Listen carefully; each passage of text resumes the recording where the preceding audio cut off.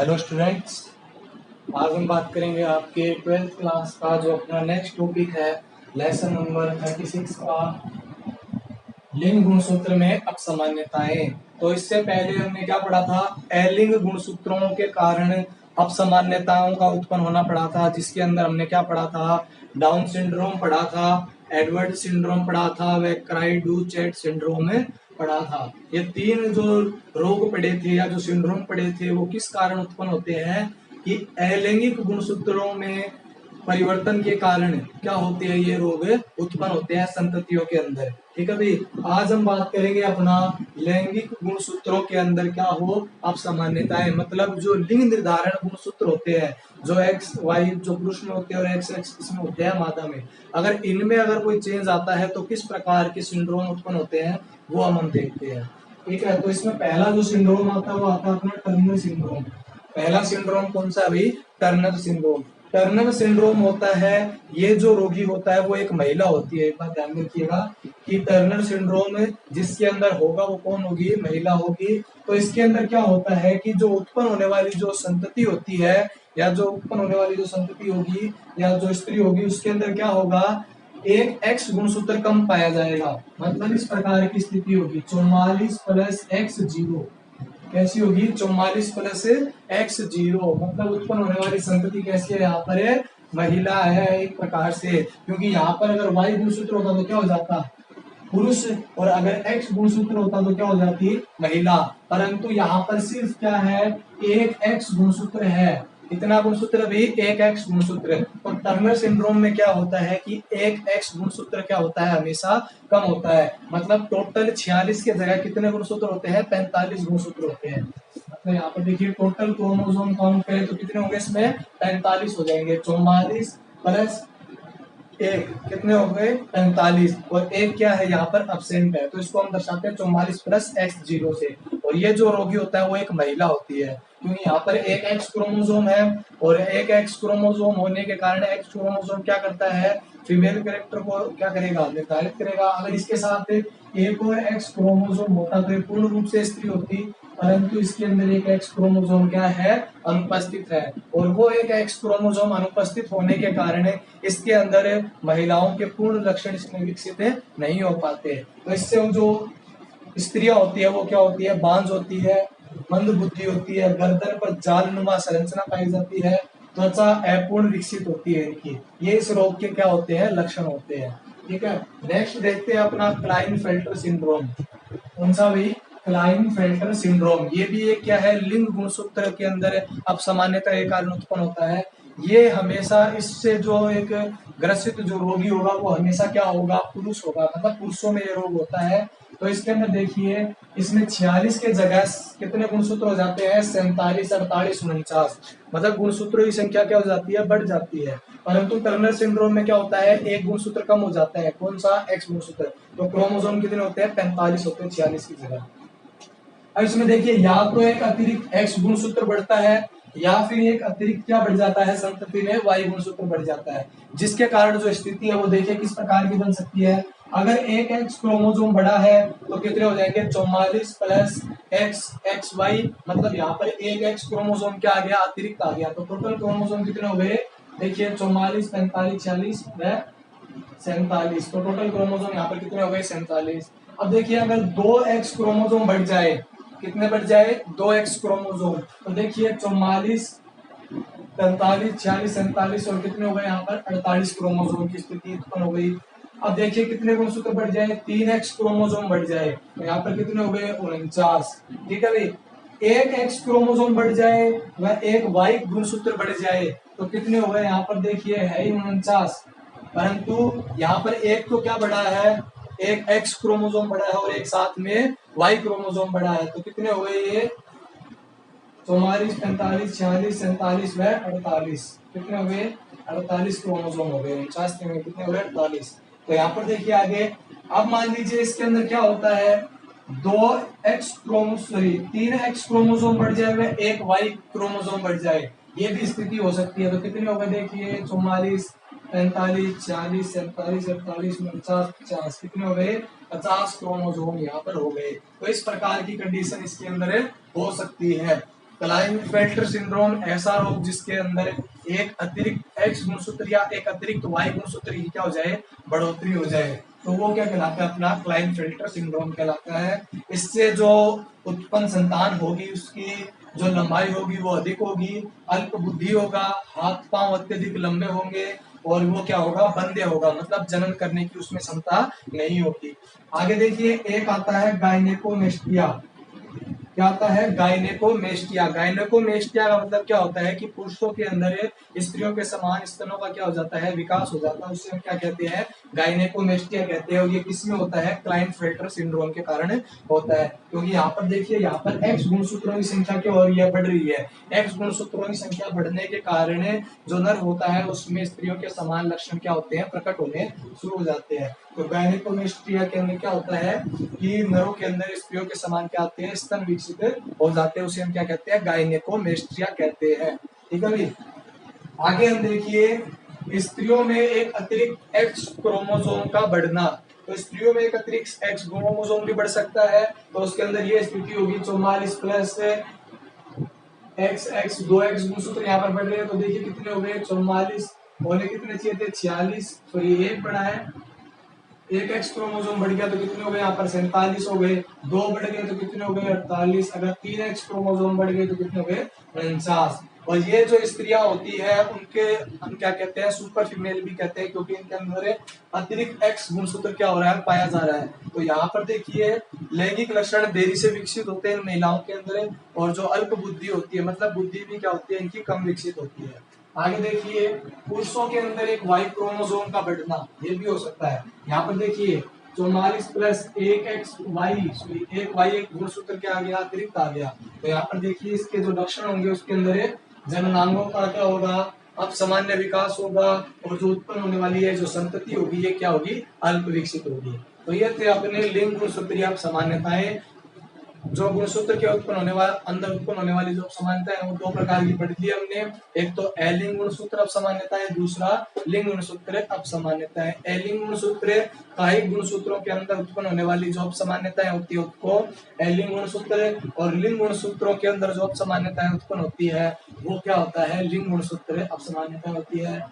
कायिक कई गुणसूत्र अपसमान्यताएं, डाउन सिंड्रोम पढ़ा था, फिर बाद में पढ़ा हमने प्राइड-डुचेट सिंड्रोम, फिर पढ़ा टर्नर सिंड्रोम। तो उसके बाद अब अपने 3 थे Turner syndrome, sorry Edward syndrome था, उसके अंदर यहाँ पर देखिए टर्नर सिंड्रोम, क्लाइनफेल्टर सिंड्रोम, और बाकी ये 2 अतिरिक्त स्थितियां इसके अंदर है। ठीक है भाई। अब आगे हम देखते हैं सहलग्नता, लिंकेज। अपना नेक्स्ट टॉपिक आएगा सहलग्नता या लिंकेज क्या होती है। अब देखते हैं अपना नेक्स्ट जो टॉपिक है वो है सहलग्नता। इसे हम क्या कहते हैं, लिंकेज कहते हैं। क्या कहते हैं भाई, लिंकेज कहते हैं। तो सहलग्नता की अर्थ देखिए, इसके अंदर हम देखते हैं कि सहलग्नता होती क्या है। इसको सर्वप्रथम किसने खोजा, तो देखिए सर्वप्रथम स्टन ने, एक वैज्ञानिक थे अपने कौन है, स्टन। इन्होंने क्या किया, सर्वप्रथम गुणसूत्रों व कारकों के मध्य संबंधों को बताया। इन्होंने क्या किया, गुणसूत्रों व कारकों, कारक मतलब आपको पता ही है जिनको वर्तमान में हम क्या कहते हैं, जीन कहते हैं। गुणसूत्रों व कारकों के मध्य क्या बताया, संबंध बताया। और इन्होंने क्या की, सहलग्नता की सर्वप्रथम खोज के बारे में बताया। ठीक है। आगे एक्सप्लेन इनका और वैज्ञानिकों ने किया, जैसे बेटसन व पुनेट आएंगे, आगे टी.एच. मॉर्गन आएंगे, तो उन्होंने और इसको ज्यादा एक्सप्लेन करके बताया। तो खोज इन्होंने की, किसने, स्टन व बावेरी ने की। तो देखिए इन्होंने क्या बताया, इनके अनुसार अर्धसूत्री विभाजन में पैतृक व मातृक सदस्य युग्मकों में स्वतंत्र रूप से क्या होते हैं, विस्तृत होते हैं। अर्धसूत्री विभाजन के समय आपको पता है, जैसे हमने एक पादप लिया, ये लंबा पादप, ठीक है। मेंडल ने क्या बताया था, स्वतंत्र अपव्यूहन का नियम बताया था। देखिए स्वतंत्र अपव्यूहन के नियम के अंदर हमने जब F1 पीढ़ी प्राप्त की थी, ये वाली जो अपने F1 पीढ़ी प्राप्त की थी द्विसंकर संकरण में, इसी पे हमने स्वतंत्र अपव्यूहन का नियम बताया था। तो उन्होंने क्या बताया, अर्धसूत्री विभाजन में पैतृक व मातृक सदस्य युग्मक में स्वतंत्र रूप से क्या होते हैं, विस्तृत होते हैं। मतलब अब जब आप इससे युग्मक निर्माण करवाएंगे, तो गैमेट निर्माण करवाएंगे, तो गैमेट निर्माण आपको पता है कैसे करते हैं, आपको बता रखा है कि किस प्रकार करेंगे। तो देखिए capital R capital Y, capital R small R capital Y, और देखिए स्मॉल आर स्मॉल वाई। ठीक है, ये बन गए अपने गैमेट। तो देखिए इसके अंदर पैतृक व मात्रक सदस्य दोनों ही क्या करते हैं, युग्मकों में स्वतंत्र रूप से विस्तृत होते हैं। या मान लीजिए कैपिटल टी कैपिटल टी, ठीक है भाई। आगे देखिए कैपिटल टी स्मॉल टी, इनके मध्य क्रॉस करवाया तो देखिए कैपिटल टी स्मॉल टी, और युग्मक निर्माण के समय दोनों पृथक हो जाएंगे। दोनों क्या हो गए, युग्मक निर्माण के समय पृथक हो गए। तो युग्मक निर्माण के समय कोशिकाओं के अंदर जो मात्रक व पैतृक जो डीएनए होते हैं वो युग्मकों में क्या होते हैं, अलग अलग हो जाते हैं। इसी कारण अलग अलग गुणसूत्रों पर स्थित जीन क्या होते हैं, स्वतंत्र परिवहन दर्शाते हैं। इसी कारण अलग अलग गुणसूत्रों पर, जैसे मान लीजिए इस गुणसूत्र पर उपस्थित जीन थे वो इसमें भी प्रवेश कर गए, ठीक है भाई, और इसमें भी प्रवेश कर गए। अब देखिए इसके अंदर भी इस वाले के जीन उपस्थित है, इसमें भी इस वाले के जीन उपस्थित है। अब ये आगे चलकर जिसके साथ संयोग करेगा उसके अंदर कैपिटल आर के क्या होंगे, लक्षण उपस्थित होंगे। तो ये था अपना सहलगनता की खोज के बारे में। आगे देखिए सहलगनता वास्तव में होती क्या है, सहलगनता होती क्या है, तो देखिए परिभाषा देखते हैं इसको। जीनों की सम्मिलित वंशागति को हम क्या कहते हैं, सहलगनता कहते हैं। तो इसकी क्या है परिभाषा है, जीनों की सम्मिलित वंशागति को हम क्या कहते हैं, सहलगनता। एक गुणसूत्र पर होता है, उस गुणसूत्र पर क्या होते हैं, हजारों जीन उपस्थित होते हैं। मानव के अंदर गुणसूत्र की संख्या तो क्या है, 46 है। गुणसूत्र की संख्या तो क्या है, 46 है। परंतु इसके ऊपर जो जीन उपस्थित होते हैं उनकी संख्या क्या है, अरबों के अंदर है। क्या है भाई, अरबों के अंदर है। तो जीनों की संख्या क्या है, बहुत अधिक है। तो जो जीन होते हैं एक गुणसूत्र पर उपस्थित, इनको हम क्या कहते हैं, सहलगन जीन कहते हैं। इन जीनों को हम क्या कहते हैं, सहलगन। अब ये जो लाइन है वो जीन नहीं है, हम दर्शा रहे हैं डॉट से कि इसके ऊपर जीन है, ठीक है। तो इसके ऊपर क्या होते हैं, जीन उपस्थित होते हैं। आगे देखिए सहलगन जीन क्या होते हैं, एक गुणसूत्र पर कई जीन उपस्थित होते हैं जिन्हें हम क्या कहते हैं, सहलगन जीन कहते हैं। इनके द्वारा उत्पन्न लक्षण क्या कहलाते हैं, सहलगन लक्षण कहलाते हैं। अब देखिए ये सहलगन किस प्रकार से है, तो इसके लिए हमें एक प्रयोग पढ़ना पड़ेगा बैटसन व पुनेट का। तो आप इसको स्क्रीनशॉट ले लीजिए इसका एक बार परिभाषा का। तो आगे हम देखते हैं कि भी सहलगन जीन होते क्या है।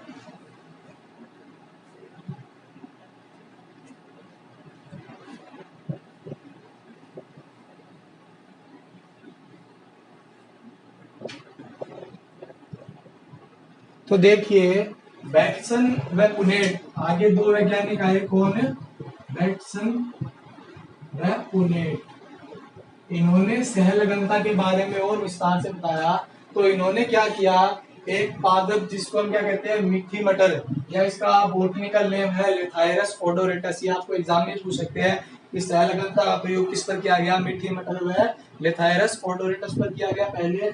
तो इसके अंदर बैटसन व पुनेट ने क्या किया, मीठी मटर के अंदर पहले तो नीले फूल व लंबे परागकण, क्या भाई, नीले फूल व लंबे परागकण व लाल फूल व गोल परागकण वाले क्या लिए, पादप लिए। लाल फूल व गोल परागकण वाले क्या लिए, पादप लिए। इन्होंने इनके मध्य क्या करवाया, क्रॉस करवाया। इन्होंने इनके मध्य क्या करवाया, क्रॉस करवाया। क्रॉस करवाने पर अपने को देखिए F1 पीडी के अंदर कौन से पादप प्राप्त होंगे भाई, जो प्रभावी है। F1 पीडी में कौन प्राप्त होंगे, प्रभावी। देखिए कैपिटल बी, पहले हम गैमेट बनाते हैं इसके, पहले गैमेट बनाते हैं। तो गैमेट के अंदर देखिए दो प्रकार के गैमेट बनेंगे, कैपिटल बी कैपिटल एल, दूसरा गैमेट बनेगा कैपिटल बी कैपिटल एल, ठीक है भाई। और दूसरा देखिए इसके अंदर भी दो गैमेट बनेंगे, small B small L, small B small L व स्मॉल बी स्मॉल एल। दोनों के अंदर दो दो गैमेट बनेंगे, समान प्रकार के बनेंगे। और अब इनके मध्य क्या करवाया हमने, क्रॉस करवाया। क्रॉस करवाने से अपने को F1 पीडी के अंदर ये पेरेंट फर्स्ट हो गए, गैमेट फर्स्ट हो गए, ये पेरेंट फर्स्ट हो गए। तो पेरेंट फर्स्ट जो प्रथम पीडी होती है उसके अंदर हमें कौन से पादप प्राप्त होंगे, capital B capital L small L. तो देखिए यहाँ पर कैपिटल बी स्मॉल बी पर क्या है, प्रभावी है। कैपिटल एल स्मॉल एल पर प्रभावी है। तो कैसे प्राप्त होंगे, नीले फूल व लंबे परागकण वाले पादप, नीले फूल व लंबे परागकण वाले अपने को यहाँ पर क्या हो गए, पादप प्राप्त हो गए हैं। अब इस इन्होंने क्या किया, इस नीले फूल व लंबे परागकण वाले पादप का टेस्ट क्रॉस करवा दिया। क्या करवा दिया भाई, टेस्ट क्रॉस। और टेस्ट क्रॉस में मैंने आपको बताया था क्या करवाते हैं कि F1PD का क्रॉस अप्रभावी जनक के साथ करवाते हैं। किसके साथ कराते हैं? अप्रभावी जनक के साथ। तो अपनी ये क्या है? F1PD है। ये अपनी क्या है? F1PD। तो F1PD का क्रॉस हम किसके साथ करवा दे? किसके साथ करवा दे भाई? अप्रभावी जनक के साथ करवा देते हैं। किसके साथ करवा देते हैं? अप्रभावी जनक के साथ। तो ये अपना क्या हो गया? टेस्ट क्रॉस हो गया। यहाँ पर क्या करवाया हमने? टेस्ट क्रॉस करवा दिया है। और टेस्ट क्रॉस करवाने पर अब इन्होंने क्या देखा कि जो उत्पन्न होने वाली संततियां थी, इसमें देखिए 4 प्रकार के गैमेट बनेंगे। Capital B, small B, capital L, small के अंदर क्या कितने प्रकार के गैमेट बनेंगे? 4 प्रकार के। जिस प्रकार से आपने किसमें बनाया था? कैपिटल आर, स्मॉल आर और कैपिटल वाई, स्मॉल वाई के अंदर जिस प्रकार से इसमें गैमेट बनाए थे, उसी प्रकार से इसके अंदर भी 4 प्रकार के बनेंगे। देखिए, एक बार तो लिखिए कैपिटल बी, एक बार स्मॉल बी, एक बार लिखिए कैपिटल एल, एक बार लिखिए स्मॉल एल, एक बार कैपिटल एल, एक बार स्मॉल एल। अब देखिए 4 गैमेट बन गए। पहला बना capital B, capital L, capital B, small L, small B, capital L, small B, small L. तो ये अपने 4 प्रकार के यहाँ पर क्या बन गए? गैमेट। तो चारों को लिख देते हैं। Capital B, capital L, capital B, small L, small B, capital L, small B, small L. ये 4 प्रकार के अपने गैमेट बन गए। इसके अंदर कितने बनेंगे? 2 गैमेट बनेंगे समान प्रकार के। Capital B, small L, capital B, small L. ठीक है भाई, अपने एक ही लेकर चलते हैं एक बार। दोनों बनेंगे समान प्रकार के बनेंगे। अब इसके अंदर क्रॉस करवाया इन्होंने, तो देखिए संतति प्राप्त होगी capital B, capital L, small capital B, small B और कैपिटल एल, स्मॉल एल। एक तो ये संतति प्राप्त होगी। दूसरा देखिए कौन सी प्राप्त होगी? Capital B, small B, capital L, small L.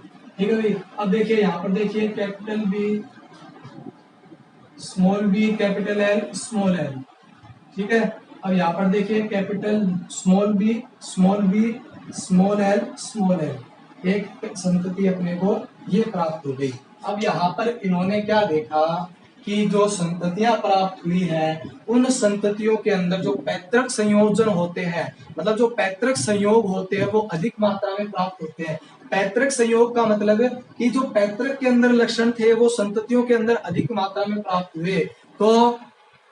तो इन्होंने जब इसका क्या देखा, लक्षण प्ररूप अनुपात देखा, तो वो इनको प्राप्त हुआ 7:1:1:7।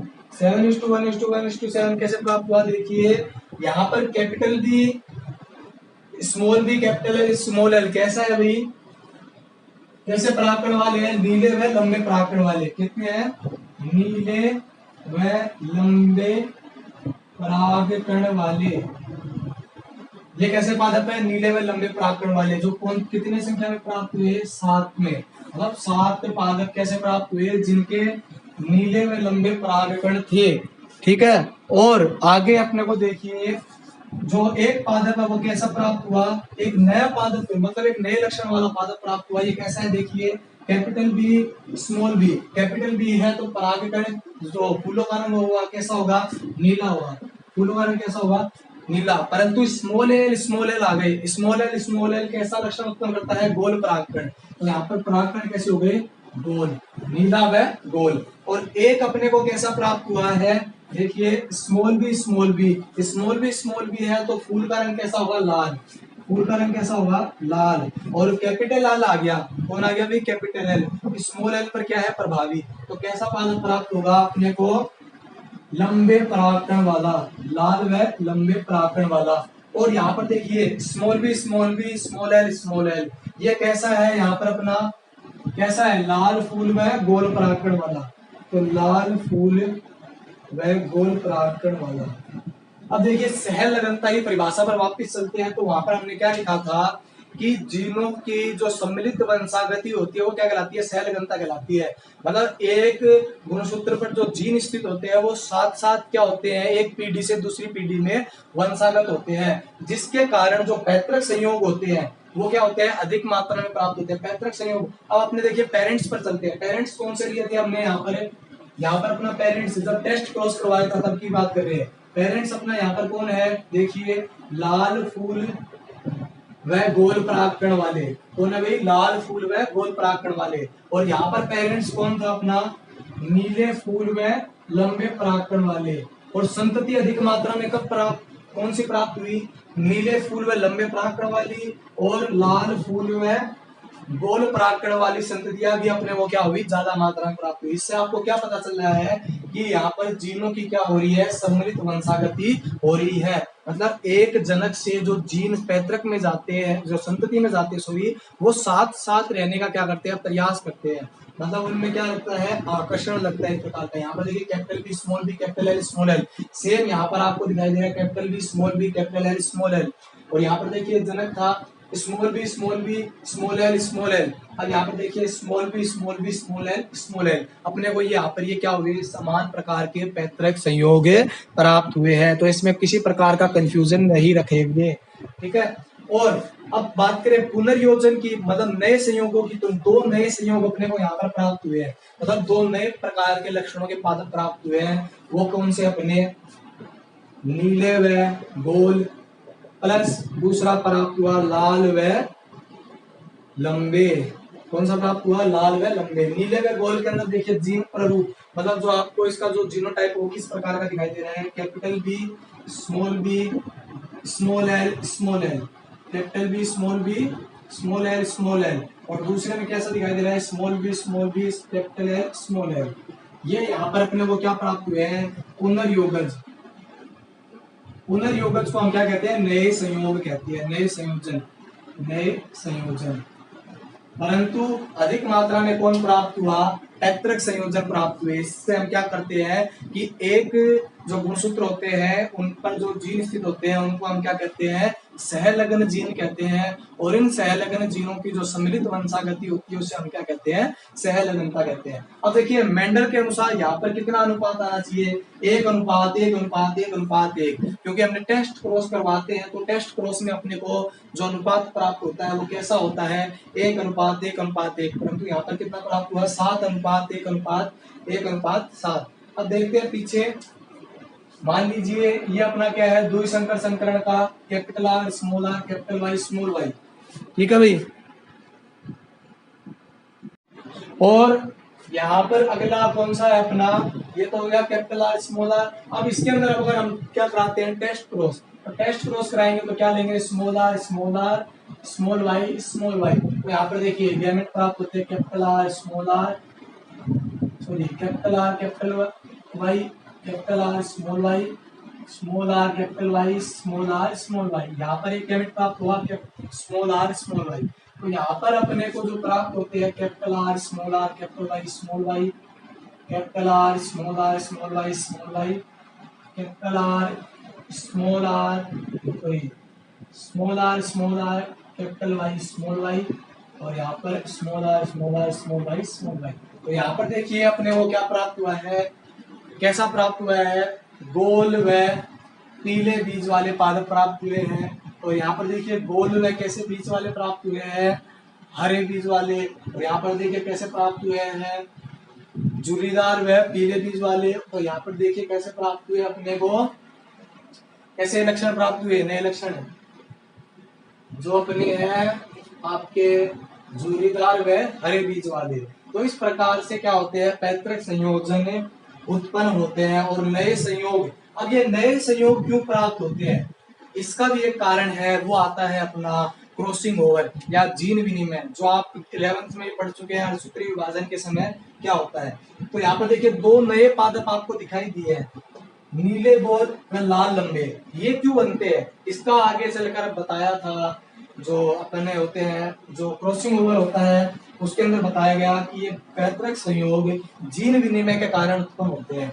और सॉरी नए संयोग या पुनर्योग जीन विनिमय के कारण उत्पन्न होते हैं। परंतु गुणसूत्र को जो जीन स्थित होते हैं वो क्या दर्शाते हैं? सहलग्नता दर्शाते हैं, जिसके कारण जो पैतृक संयोग होते हैं वो अधिक मात्रा में प्राप्त होते हैं। आगे अपना नेक्स्ट टॉपिक है जीन विनिमय या क्रॉसिंग ओवर, जिसके कारण जो पुनर्योग है वो क्या होते हैं? अपने को प्राप्त होते हैं। तो देखिए नेक्स्ट अपना टॉपिक है जीन विनिमय क्रॉसिंग ओवर। जीन विनिमय क्रॉसिंग ओवर से पहले आपकी जो सहलग्नता थी उसमें दो टॉपिक हो रहे हैं। एक तो थी पूर्ण सहलग्नता, दूसरी है अपूर्ण सहलग्नता।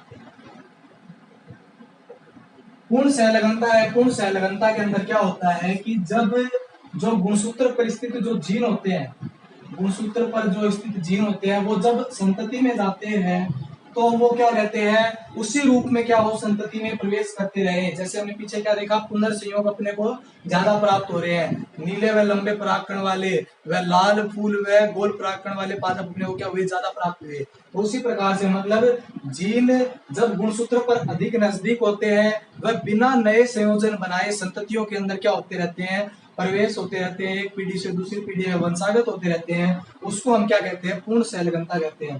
परंतु एक आती है अपनी अपूर्ण सहलगनता। जब अपूर्ण सहलगनता होती है तो पुनर्संयोजन मतलब नए संयोग वाली संततियां क्या होती है, अपने को प्राप्त होती है। किसके कारण, अपूर्ण सहलगनता के कारण।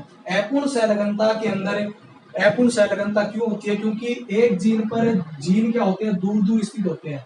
अब मान लीजिए एक जीन ये यहाँ पर है और एक जीन यहाँ पर है, तो इनके मध्य क्या होगी, सहलगनता बहुत कम होगी। परंतु जब दो जीन पास पास होते हैं तो उनमें सहलगनता क्या होती है, ज्यादा होती है।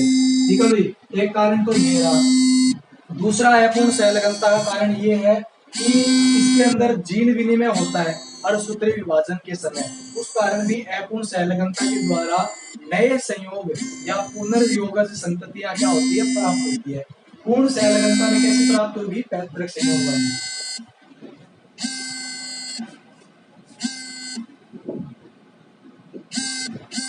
अब आगे देखिए, क्रॉसिंग ओवर की जो घटना होती है वो अर्धसूत्री विभाजन की, अर्धसूत्री विभाजन आपने पढ़ा 11th क्लास में, मियोसिस डिवीजन। इसकी जो प्रोफेज फर्स्ट अवस्था होती है, प्रोफेज फर्स्ट अवस्था, उसकी पैकेटिन अवस्था के अंदर होती है। प्रोफेज फर्स्ट की कौन सी अवस्था हुई, पैकेटिन।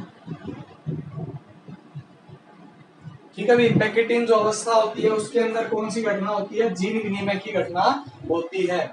इसके अंदर दो संजात गुणसूत्रों, यहाँ पर देखिए अपने दो संजात गुणसूत्र बनाते हैं।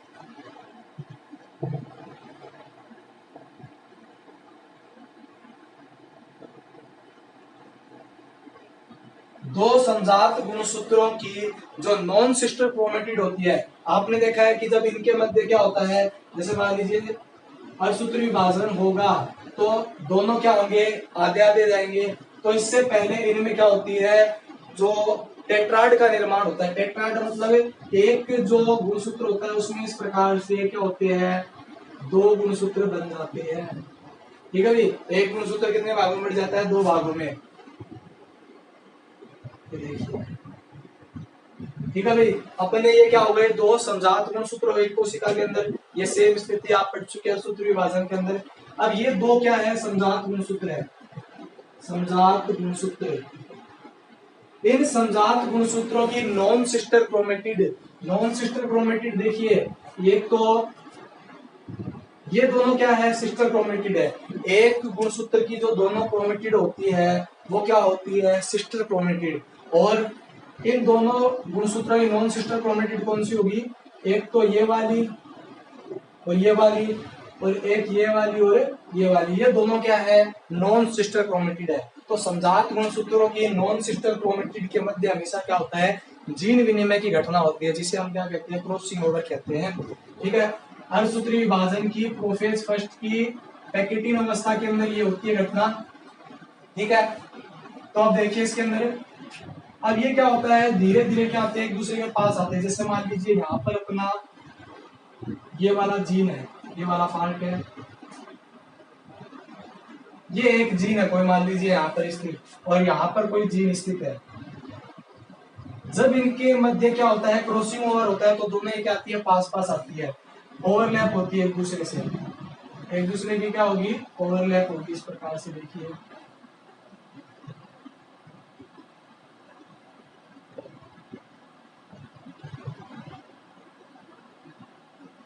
ये एक दूसरे पर क्या होती है, अध्यारोपित होती है।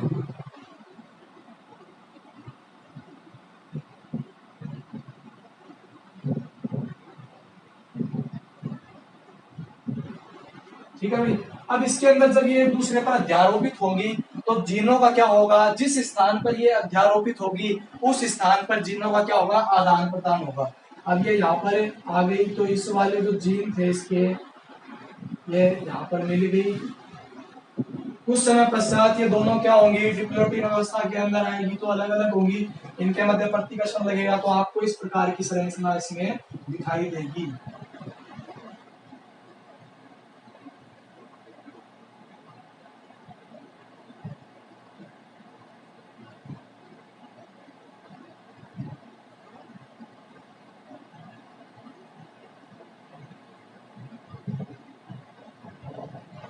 देखिए, अब देखिए ये वाले जो जीन थे वो तो इस पर ट्रांसफर हो गए, और ये वाले जीन थे वो इस पर ट्रांसफर हो गए। ठीक है भाई, तो ये स्थिति आपको क्या होगी, दिखाई देगी, ये कंडीशन आपको क्या होगी, दिखाई देगी। यहाँ पर इस प्रकार से जीनों का क्या होता है, आदान प्रदान हो जाता है। इसे हम क्या कहते हैं, क्रॉसिंग ओवर या जीन विनिमय, जिसके कारण आगे चलकर अपने को नई संततियां या नए जो लक्षण प्राप्त होने वाली रखने वाली जो संततियां हैं वो अपने को क्या होती है, प्राप्त होती है। उसका कारण क्या है, जीन विनिमय या क्रॉसिंग ओवर है। और देखिए, जिस स्थान पर क्रॉसिंग ओवर की घटना होती है, मतलब जिस स्थान पर दो नॉन सिस्टर क्रोमेटिड ओवरलैप करती है, वहां पर एक संरचना का निर्माण होता है, जिसे हम क्या कहते हैं, व्यात्सिका या क्याज्मा कहते हैं। ठीक है, इसे क्या कहेंगे, व्यात्सिका या काइएज्मा, क्या कहेंगे भाई, काइएज्मा भी इसको कहते हैं। तो ये था अपना अर्धसूत्रीय विभाजन। ठीक है भाई, अर्धसूत्रीय विभाजन है जो क्याज्मा की जो संख्या होती है उसके आधार पर कई प्रकार का होता है। तो जो जीन विनिमय होता है वो अपना क्याज्मा के आधार पर कई प्रकार का होता है। एकल जीन विनिमय, दोहरा जीन विनिमय, और होता है बहु जीन विनिमय। देखिए, अगर अर्धसूत्रीय विभाजन की जो प्रकटीन अवस्था है उसके अंदर दो नॉन सिस्टर क्रोमेटिड भाग ले रही है और एक क्याज्मा का इसके अंदर जब निर्माण होता है, दो नॉन सिस्टर क्रोमेटिड जब भाग लेती है और एक क्याज्मा बन रहा है, यहाँ पर कितने बन रहे हैं, देखिए दो बन रहे हैं, तो एक ऐसा है दोहरा जीन विनिमय है। अगर एक क्याज्मा का निर्माण होता है तो उसे हम क्या कहते हैं, एकल जीन विनिमय कहते हैं। दोहरा जीन विनिमय के अंदर क्या होता है, या तो ये दो नॉन सिस्टर क्रोमेटिड भाग लेगी, ठीक है, या फिर ये दो नॉन सिस्टर क्रोमेटिड जब अर्धसूत्रीय विभाजन में भाग लेगी तो एक से अधिक क्याज्मा का क्या हो, निर्माण हो, मतलब दो क्याज्मा बने तो उसे हम क्या कहते हैं, दोहरा जीन विनिमय कहते हैं। अगर एक से दो से अधिक अगर क्याज्मा बनते हैं अर्धसूत्रीय विभाजन के अंदर तो उसे हम क्या कहते हैं, बहु जीन विनिमय कहते हैं। तो ये था अपना जीन विनिमय, जिसके कारण क्या होते हैं, अपने को पुनर्योगज या नए संयोग प्राप्त होते हैं। सहलगनता के बारे में भी हमने पढ़ा है, और हमने पढ़ लिया लिंग गुणसूत्रों की जो सामान्यता है उनके बारे में। आगे पढ़ेंगे अपने नेक्स्ट क्लास में, साथ साथ में इनके यहाँ पे नोट्स भी प्रिपेयर करते रहिए। आज के लिए इतना ही, थैंक यू, गुड बाय।